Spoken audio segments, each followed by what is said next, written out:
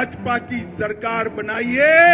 ये दंगा करने वालों को उल्टा लटका कर सीधा करने का काम ये भारतीय जनता पार्टी करे। আমার দেশের লোকদেরকে আপনি লটকাবেন গাছে, তা আপনার যে 26 লক্ষ লোক এখানে অবৈধভাবে কাজ করতেছে তাদের ব্যাপারে আপনার সিদ্ধান্ত কি মাননীয় সরকার? আপনার সিদ্ধান্ত জানান, আমরা অপেক্ষা করছি। কালচারাল ফিল্ড যেটা আমাদের কালচারাল ময়দান, কালচারাল এরিয়া, এই সংস্কৃতি বিষয়ক মন্ত্রণালয়ের ভেতরে সবচেয়ে বেশি ফ্যাসিবাদের দোসররা যুক্ত। আমাদের তথ্য মন্ত্রণালয়ের সবচেয়ে বেশি ফ্যাসিস্টের দালালরা যুক্ত। এই দুই জায়গার ভেতরে মাথাগুলোকে কেটে ফেলানো হয়েছে কোথাও কোথাও, কিন্তু ভেতরের মাল মশলা তো সব সেম রয়ে গেছে। আপনি একটা বড় সাপকে মেরে ফেলেছেন, বাকি সাপের ফ্যাক্টরি তো এগুলো। এই ফ্যাক্টরি সাফ করবে কে? আপনাদেরকে যাতে ম্যান্ডেট দিছে, আপনারা সাহস নিয়ে সেটা ব্যবহার করেন, পরিষ্কার করেন, আপদগুলোকে দূর করেন। এবং এরকম প্রত্যেকটি সেক্টরে আনসার দিয়ে ঝামেলা করানোর চেষ্টা করা হলো, আপনার জুডিশিয়ারি কু করার চেষ্টা করা হলো। এহেন কোনো অপকর্ম যা করতেছেন আরও আসবে সামনে। তো সেই প্রতিবিপ্লবী তৎপরতা রুখে দেওয়ার জন্য যেগুলো সচেতনতা দরকার, যা কিছু করা দরকার, সেইটা ঠিক করে রাষ্ট্র সংস্কারে হাত দেন। জনগণের মালিকানা বাংলাদেশের জনগণের কাছে আসবে না, কারণ এটা ঠিক যে কোনো রেভুলেশন সেই অর্থে এটা গণ অভ্যুত্থান ঘটেছে।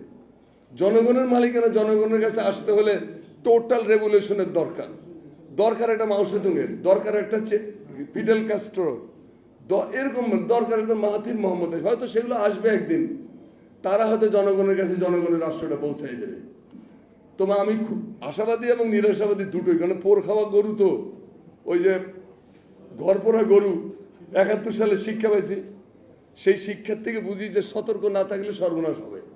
অর্থাৎ বাংলাদেশের মানুষকে বলবো যে ভাই জেগে থাকেন, অনেক আপদ চারিদিকে, অনেক সমস্যা আমাদের সমাধান করতে হবে, এই সরকারকে সহযোগিতা করতে হবে এবং তাদেরকে সতর্ক করতে হবে যে ভাই এইটা এইভাবে করেন।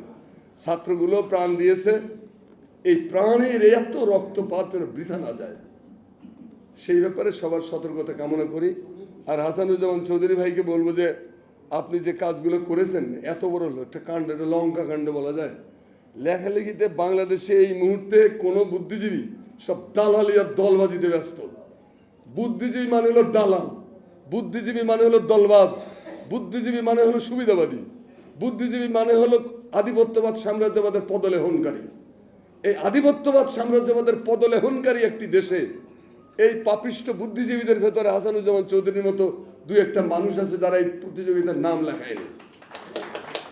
এই নাম লেখানো, নাম না লেখানো মানুষটা তার এমন একটা কাজে হাত দিছে যেই কাজের মূল্যায়ন হতো তারা করবে না, কিন্তু আপনারা যারা আছেন অডিয়েন্স, বাংলাদেশের মানুষ, তারা তার মূল্যায়ন করবে, তাই তো হয়ে গেল।